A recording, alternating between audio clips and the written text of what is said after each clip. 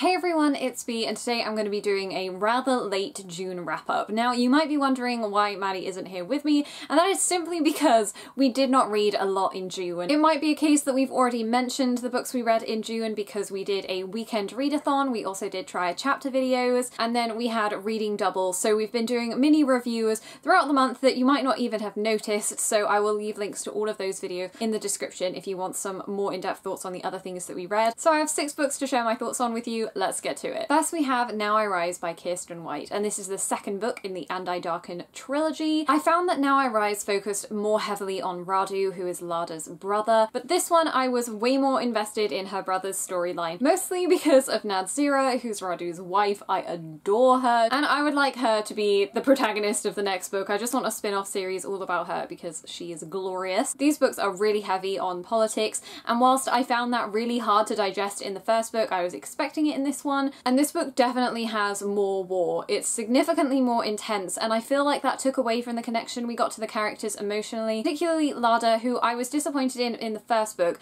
for not being as stab happy as I thought she was going to be, and that changes, which is obviously for the good and the betterment of her character later on as she becomes more ruthless and enticing to read about, but I felt like I was lacking an emotional connection to her, and I was really quite absent when reading her parts of the story. I feel like this is setting off the series for a great ending. If this is going to be a trilogy, I don't know if it's going to progress further than that, but I'd have to say I hope so. Next I read Sleepless by Lou Morgan, and this is one of Stripe's Red Eye books, which is basically their horror imprint, and it was kind of weird to read a horror outside of October, but I thought it would really diversify my reading pace. Sleepless is about a group of teenagers who are just coming up to their exams, and they're really stressed about it, so one of them gets these pills that are supposed to keep you up for longer and improve your mental capacity or something. Basically, if they take the pills, they'll do better in their exams. And then after the exams and the effects all wear off, suddenly things start to get a little weird as they are seeing very realistic hallucinations, and a few of their friends get killed off. I thought it was all over the place. Like, I really didn't care about the characters because the relationships weren't set up enough in the beginning. There were so many of them to keep track of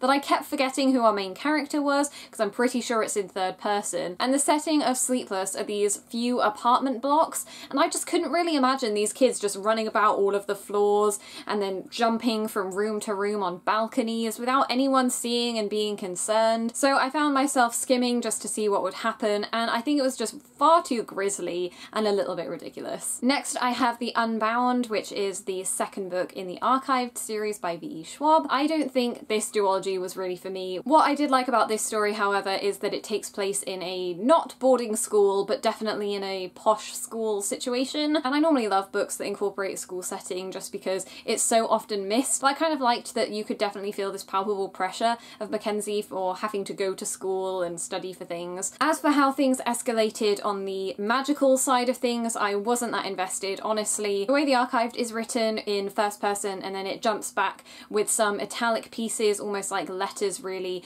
of moments of Mackenzie's childhood when her grandfather's still around, that doesn't really work in this story as well. So I felt like the narrative architecture had been disturbed, which kind of left things unraveling. Next I have my favourite read of the month, Spellbook of the Lost and Found by Moira Fowley Doyle. Finally something I can rave about. I gave it 4 stars, I thought it was really fun. So this is the story of loads of characters. There are just so many and they all have flower or plant names, so it's kind of hard to keep track of them. It's mostly about Olive and her best friend Rose. They go to a party and then the next day they start to lose things, and they're kind of like, why? On the other side of town is Hazel, her brother Rowan, and their friend Ivy. They are living in an abandoned house and things start going missing for them too, and it seems like their lives might be connected. And the last girl you have is Laurel, her friends Holly and Ash. Their diaries have gone missing, and so to get them back they cast a spell which sets everything in motion. It's one of those stories where the more you invest yourself into it, the more you're gonna get out of it. By the end I was completely gripped. There were twists and turns that I didn't see coming, but I was just really pleased to be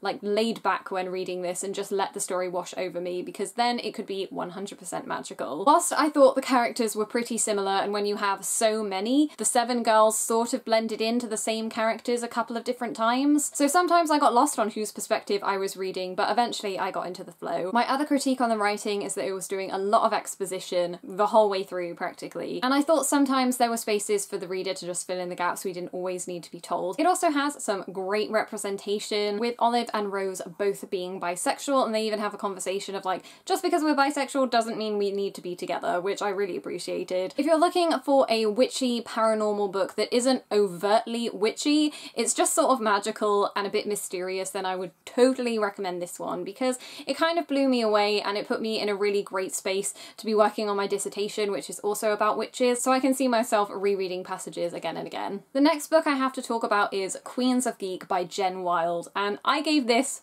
1 star. So this is the story of Charlie and her best friend Taylor, and they travel from their home in Australia to the US for a super Comic-Con-like convention. They also take their best friend Jamie because Taylor needed a love interest if Charlie was gonna have one. So Charlie is a huge YouTuber. She has around 3 million subscribers, but she tries to tell you that she doesn't really know what fame is and that she's never met with fans or had any kind of reception, which I'm just gonna call no on. If you have 3 million subscribers, that's the kind of number where you're stopped in the streets. Charlie has also just filmed an indie movie that is about to blow up, and it already has tons of fans, so I was kind of confused on the timeline because they were acting as if they were doing the pre-release publicity, but they already had fans coming up to them saying they'd watched the movie twice, so I needed more clarification on that. Charlie and Taylor split up throughout the con because they have different things to go to and different passions, so Charlie ends up meeting her favourite YouTuber, Alexa, or Alyssa.